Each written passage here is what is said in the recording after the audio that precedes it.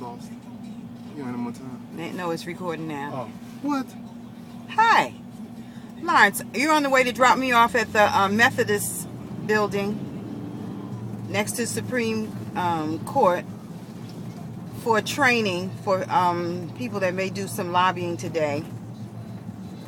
And you'll be there about 1 o'clock to hear the final decision on the retroactivity. Right. What are your thoughts for today? I think that we're going to get a positive outcome out of there. I'm being very optimistic.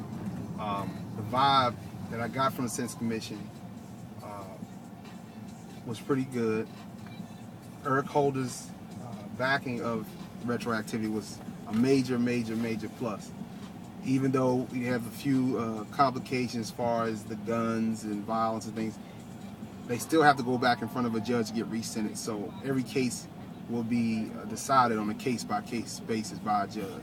So in a way, it's giving the judges their discretion back? Yeah, the judge still has discretion. He still can say no. He can look at their prison record, not only their criminal record, and make the decision. So it's not a broad wave of decision that everybody's going to get it. The 12,000 that are eligible doesn't mean that all of them are going to get it. Some of them are going to get denied. Right. Because of the acts they committed while they were in prison and the position they held within their charge. Right. You know, leadership, weapons, 924C. Those are things that have to be argued in front of a judge. And so, and just like, you know, everybody writes and say they were falsely accused. Not everybody, but people saying things were wrong in their case.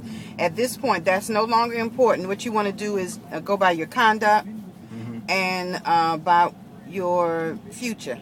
Right. Future of what he could see you being or doing in the future, you think? Right.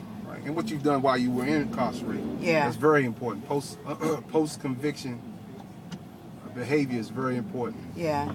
I mean, if you got your DD, you attended college classes, you had counseling or whatever you're supposed to, drug counseling, that's one of the major things if you completed a drug course. So it is clear that you do have to go before the judge. You don't have to, do you have to write a motion, you think, or well, are there letters? You can write a letter, which will be considered by a judge as a motion. You don't need a lawyer to do that. And the judge is still going to consider all your factors. He's going to consider what you were sentenced to, the guidelines you were sentenced unto. All the criminal rules and procedures are going to be in place. So it's not just that easy where somebody's just going to write the judge and he's just going to give him relief.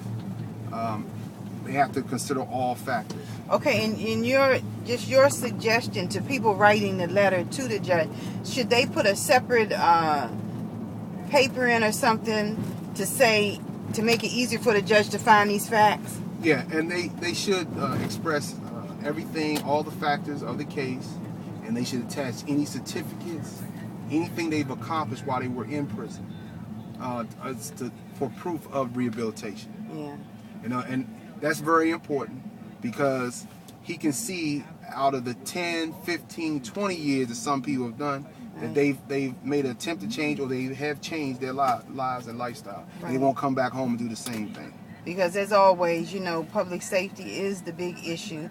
Last time, before they made decisions, each person that spoke from the United States Sentencing Commission, I don't know that any of them left public safety out. Right. And that's on both ends. Everybody wants to be safe. Right. Unfortunately, out of the 12,000, 85% are African Americans. Right. We have to look at this and be optimistic, because now these people are mothers and fathers. They changed their lives. They watched their kids grow up while they were in prison. Right. Some of them tried to raise their kids while they were in prison. Right. And be a role model for them. So these people change. Time's gonna change anybody. I mean, and anybody that says it won't, they're a liar. Because it'll make you or break you. It'll make you or break you. Yeah. But the main thing is the post-conviction behavior, post-conviction accomplishments are very important to the judge. And never think that a judge is just going to hand that letter off to a clerk and that's going to be that. Now, every judge I know, I've seen respond to a letter. He reads it and responds to it. It's just not hand it off to a clerk, and a clerk just looks at all the factors. Right. I mean, there is some things the judge can use to your benefit. Right. So, I mean, set the tone right with your letter. That's all. Okay, this is the pre-video before Lawrence goes and listens. So once he listens, I'm going to do another piece. He'll be on probably a lot of media. Other organizations are waiting for media to come and weigh in and ask questions and things like that. So, Lawrence, we're going to see what's happening with this retroactivity and see what the limitations are. Of course, there'll be organizations that'll work the weekend to weigh in on this and make sure that they give the enough information to let people know exactly what you're to do. All right, thank you. This is Mommy Activists and Sons on the way, getting June 30th, getting the retroactivity in or out.